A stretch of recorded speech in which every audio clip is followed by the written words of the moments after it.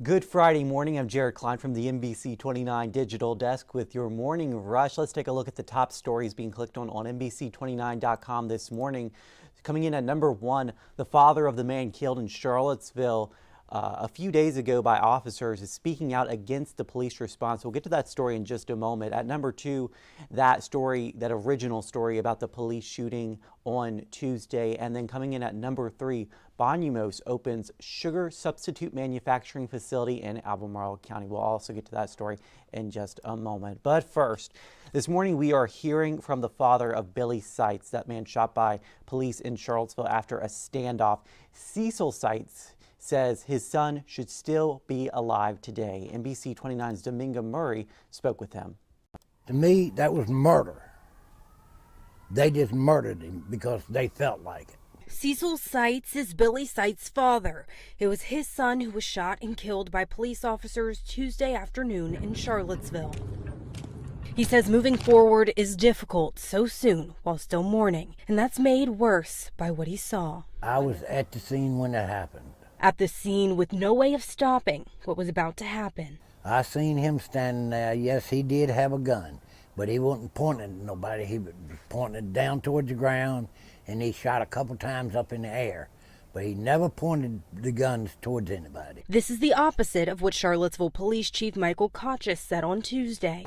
At some point during that encounter, the suspect turned towards the tactical response team and pointed his firearm at them. At that point, they fired at the suspect, striking him several times.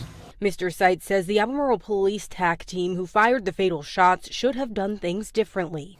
Now, why couldn't they have shot him in the damn arm and make him drop it that way instead of killing him? Cecil Seitz says his son did have a criminal record, but that does not justify what happened Tuesday, and that others in his son's circle bear some of the blame. I even watched him take the pistol and put up to his own head, begging him to, let me come to him.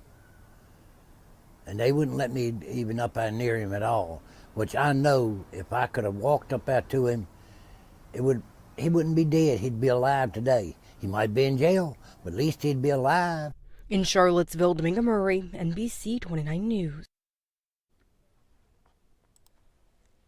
All right, well, Governor Glenn Youngkin made a stop in Albemarle County on a Thursday to check out a sugar substitute company at its new location.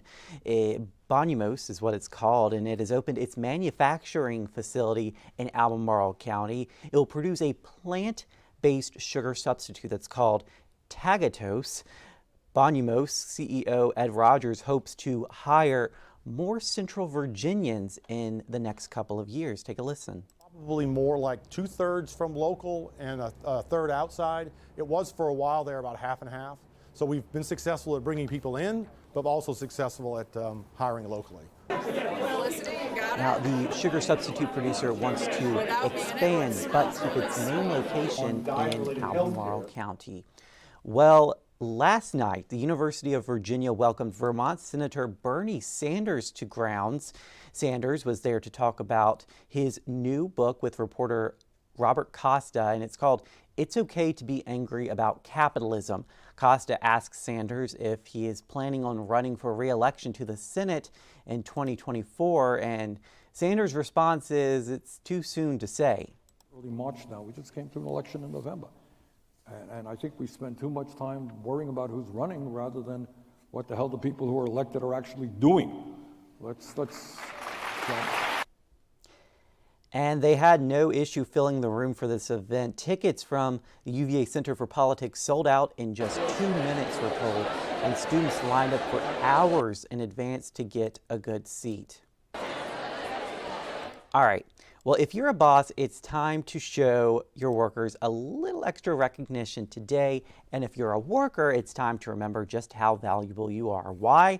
Well, today is National Employee Appreciation Day. It's observed every year on the first Friday of March. The purpose is to honor and recognize workers across all industries. So if you're a boss, maybe buy some donuts on the way to the office this morning, maybe some coffee for your employees. Just throwing out a few ideas there. Well, expect a chilly, rainy Friday, a good day to curl up inside, maybe with a cup of coffee and a good book. we're expecting some icky weather to finish out the work week. Here's meteorologist Josh Fitzpatrick with more on what we can expect.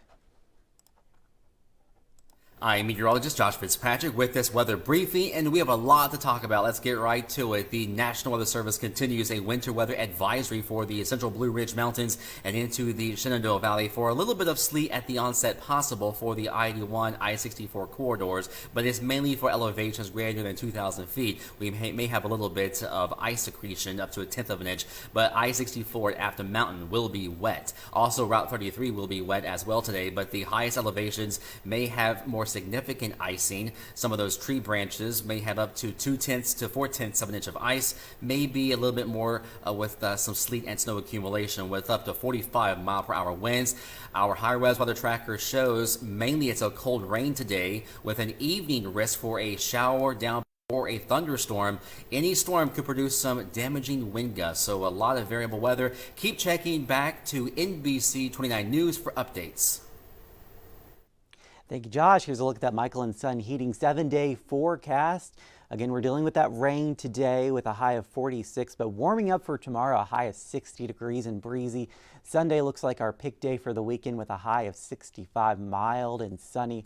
And then after that, it looks like we have a dry stretch, so we'll definitely be enjoying this weather as we enter into the second week of March, the first full week of March coming up next week.